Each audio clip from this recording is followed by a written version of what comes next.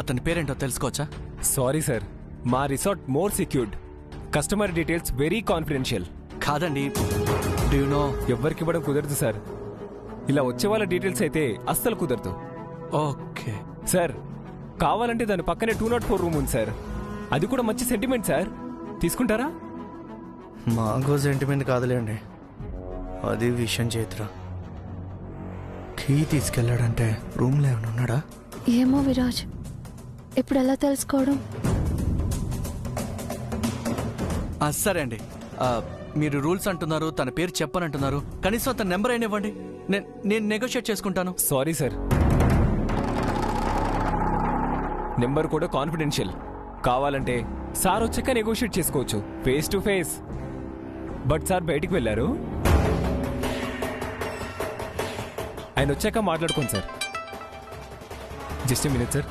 Hello, తను వచ్చి బయటికి వెళ్ళాడంట, అంటే స్మైలీకి కీ ఇచ్చి ఉండడం. సో వీళ్ళు కలిసి వచ్చే లోపం ఎలాగైనా మనం ఆ రూమ్లోకి వెళ్ళి ఆ పని పూర్తి చేసుకొచ్చేయాలి. ఓకే విరాజ్, కానీ ఎలా? రాక్ స్టార్,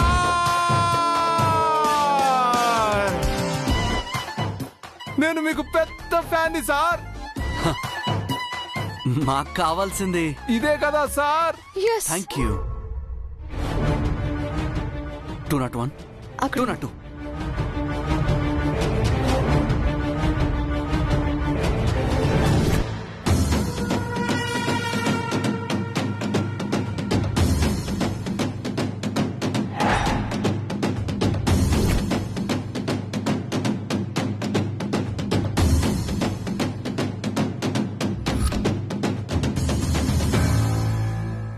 విరాజ్, నీ ఫ్యాన్స్ నీకు ఇలా కూడా హెల్ప్ అవుతున్నారన్నమాట. ఫ్యాన్స్ ఉండడం అంటేనే గాడ్ ఇచ్చిన గిఫ్ట్. ఈ విషయంలో గాడే మనకి హెల్ప్ చేస్తున్నట్టు.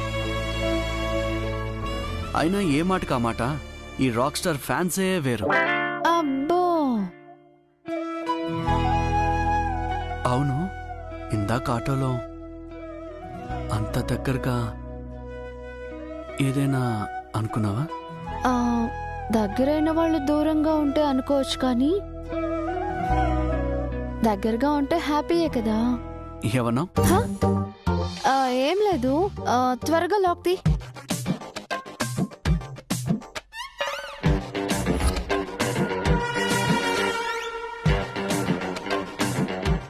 ఏం చేసావు విరాజ్?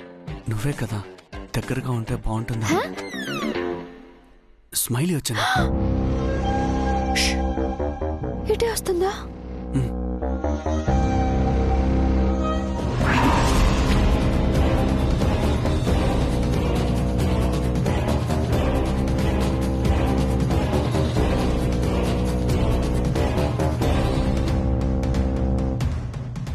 ఎక్స్క్యూజ్ మీ,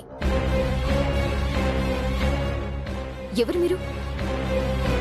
మీరేంటి ఇక్కడ? మా తాళం చెవి పడిపోతేను వెతుక్కుంటూ వచ్చామమ్మా, ఏమనుకోకమ్మా. నాకెందుకో మీ మీద డౌట్ గా ఉంది. నాకు కూడా నీ మీదే డౌట్ గా ఉంది. అదేనమ్మా, ఒకరి మీద ఒకరికి డౌట్ ఉండడం మనిషి సహజ లక్షణమే కదా. పద బంగారం, మన దారిని మనం పోదాం. ఆగండి, ఏది ఒకసారి మీ ఫేసులు చూపించండి.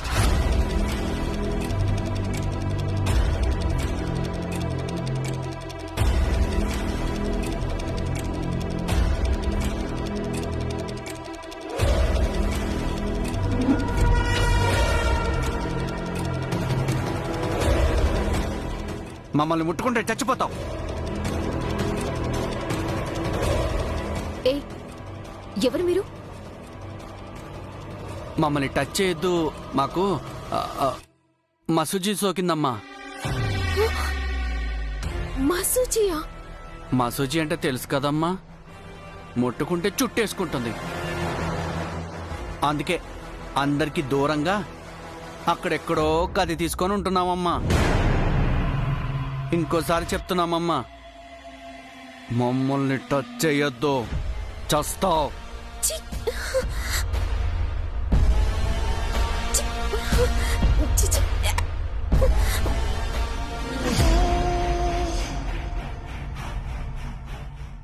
లాక్ చేసిందేంటి? పృథ్వీ ఈ పాటికి వచ్చేసి ఉండాలి.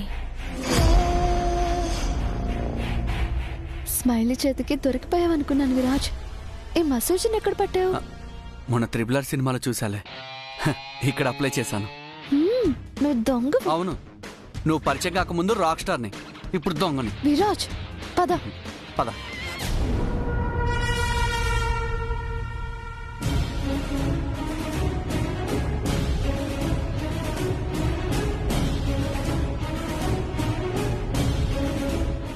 ఏంటి, ఎక్కడో ఏదో తప్పు జరుగుతోందనిపిస్తోంది. ఆ విరాట్ చైత్రలు నా ప్రతి యాక్టివిటీ మీద డేగ కన్ను వేశారనిపిస్తోంది.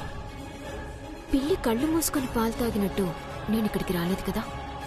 ఒకవేళ నన్ను వాళ్ళు ఫాలో చేసుంటే? నో, నా మైండ్ రిలాక్స్ అవ్వటం లేదు. ఓ పని చేస్తే, అసలు ఈ విరాజ్ పెళ్ళింట్లో ఉన్నాడో మండపం దగ్గర ఉన్నాడో తెలిస్తే విషయం క్లియర్ అయిపోయినట్టే కదా.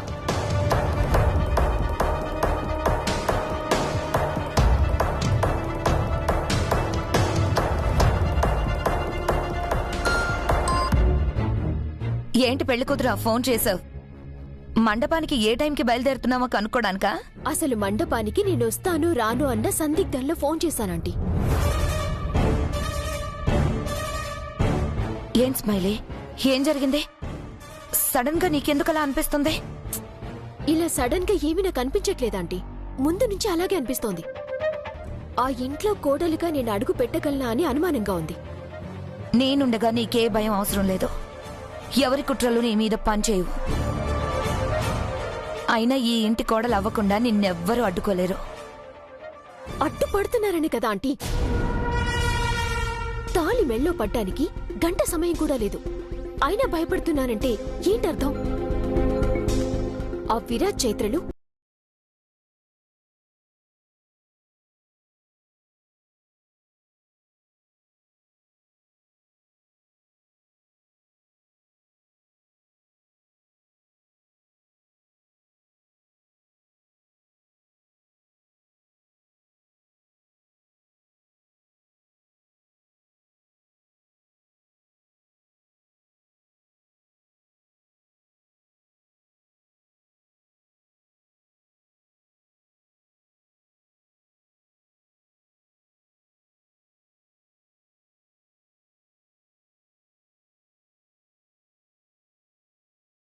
తిప్పికొట్టాలో ఆలోచించాల్సిన సమయం ఇది. నాకొకటి చెప్పండి ఆంటీ, విరాజ్ ఇప్పుడు ఇంట్లోనే ఉన్నాడా? లేదు స్మైలీ, ఏదో హడావిడిగా బయటకెళ్ళాడు.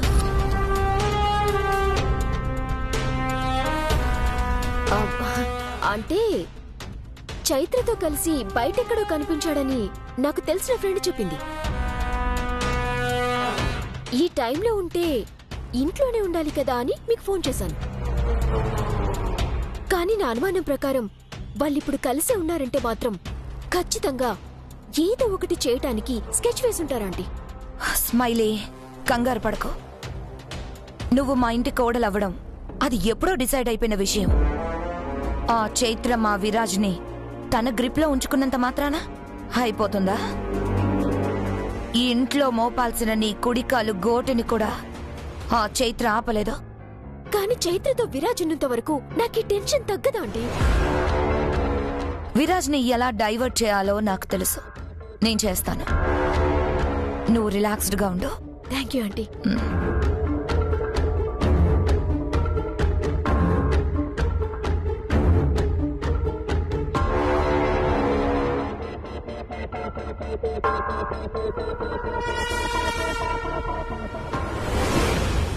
ఏంటి హంస, నువ్వింకా రెడీ అవ్వలేదా?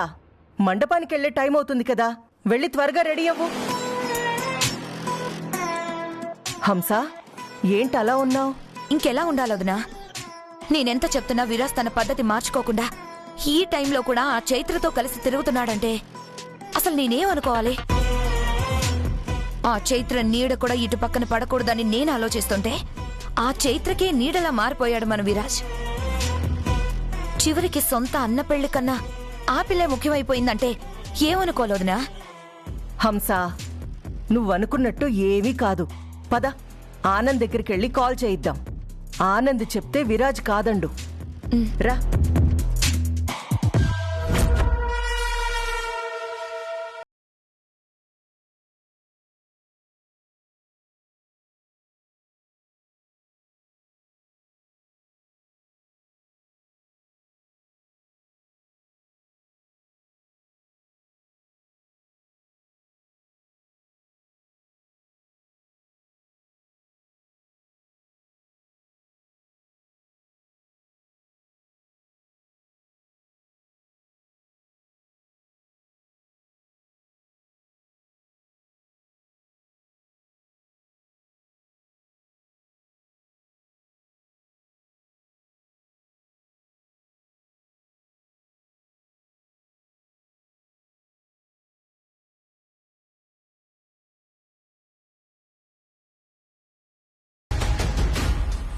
లిఫ్ట్ చేయి.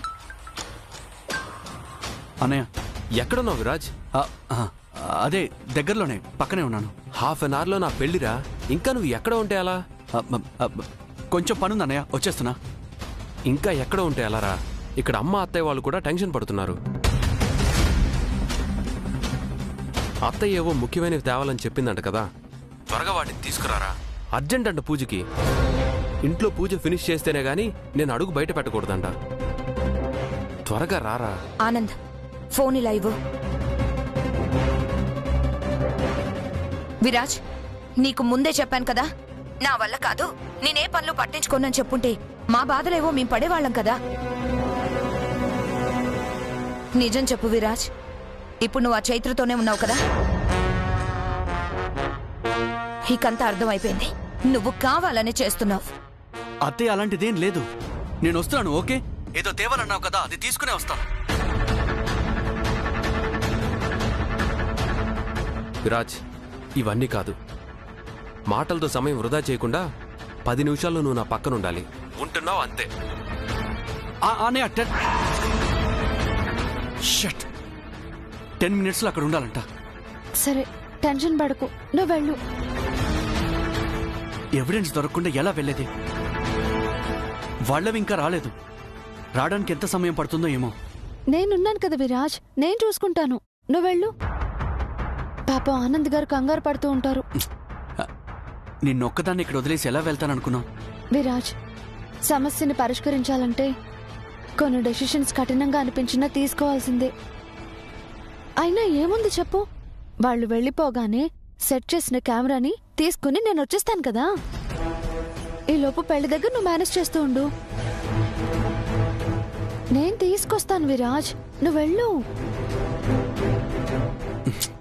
ఫైన్, బట్ నువ్వు కేర్ఫుల్గా ఉండు. విరాజ్ విరాజ్, నీ ఫోన్ నీకు అవసరం ఉంటుందేమో. నా ఫోన్ ఉంది కదా, ఇదిగో నా ఫోన్ వీడియో ఆన్ చేసి పెట్టు.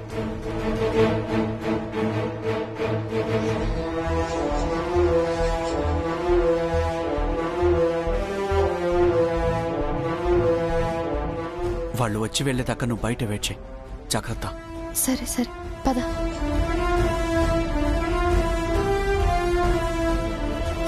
అయ్యో విరాజ్, ఫోన్ ని సైలెంట్ లో పెట్టడం మర్చిపోయాను. ఛా, ఎవరైనా ఫోన్ చేస్తే ప్రాబ్లం అవుతుంది. ఇప్పుడు ఎలాగా? సరే సరే, నువ్వు వెళ్ళు, నేను సైలెంట్ లో పెట్టొచ్చేస్తాను. కేర్ఫుల్.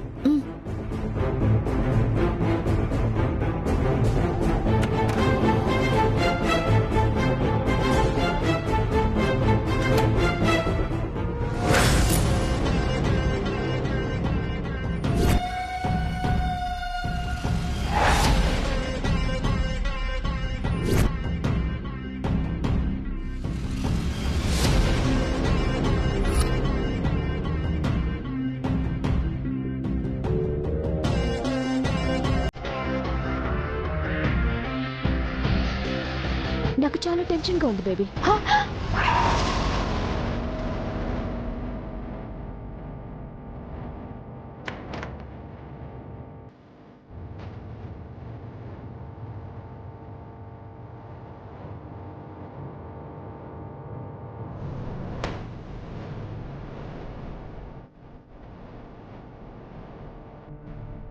మరో గంటలో ఒకరితో తాళి కట్టించుకోబోతూ ఇక్కడ ఇలా ఇంకొకరితో చేస్తున్న ఈ పనిని ఏమనాలి? నేను వీళ్ళకి దొరికినా సరే సాక్ష్యం మాత్రం బయట పెట్టి తీరాలి.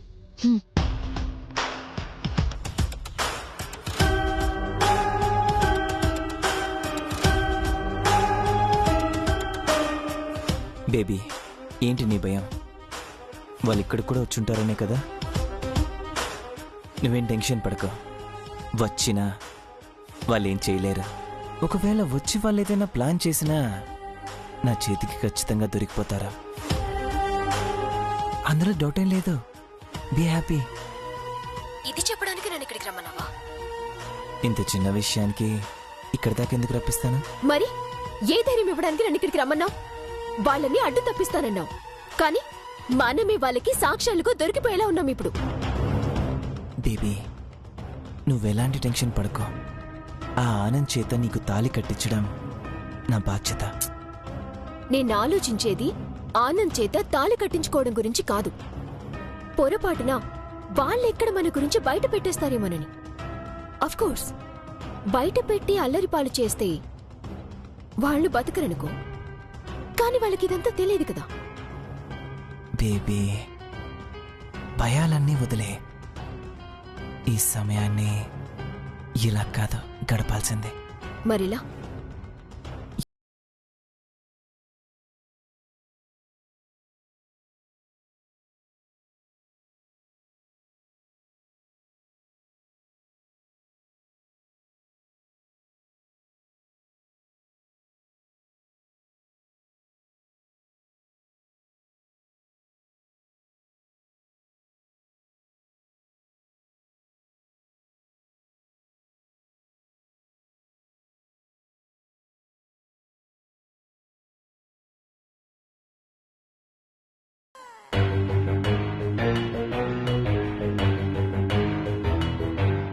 వాట్ డియర్, ఒక్క కిస్ కూడా లేదా?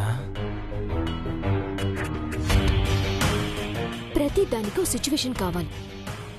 ఇదే ఆ సిచ్యువేషన్ బేబీ. గంటల నిమ్మలో తాళి పడిపోతుంది. నువ్వు ఇంకో ఇంటికి వెళ్ళిపోతావు. అప్పుడు ఇంత సులభంగా కలవగలమా?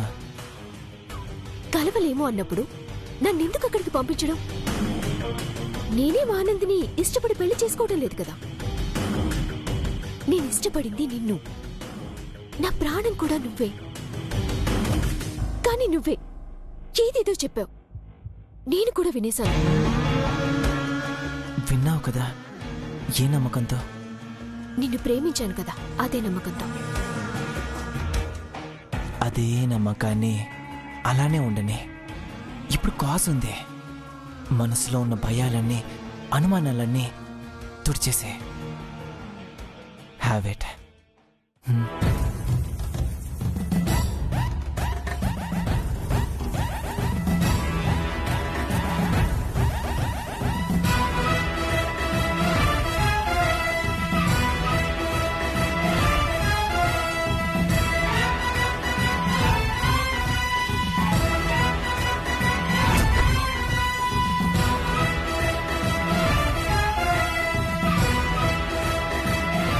ఏం జరుగుతుంది ఇక్కడ?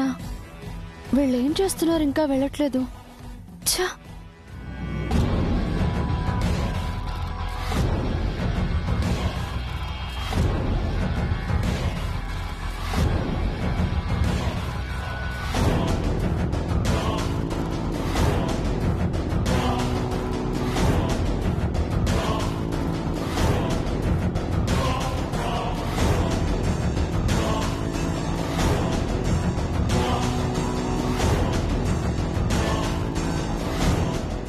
Can I kiss you, baby? కిస్సే కదా బేబీ. నేనే నీ దాన్ని, ప్రేమతోనే వచ్చాను. ఎంత దూరమైనా వస్తాను. ఛా! అసలు ఉన్నారా లేదా అని కూడా ఏం అర్థం కావట్లేదు. ఏం సౌండ్స్ కూడా రావట్లేదు.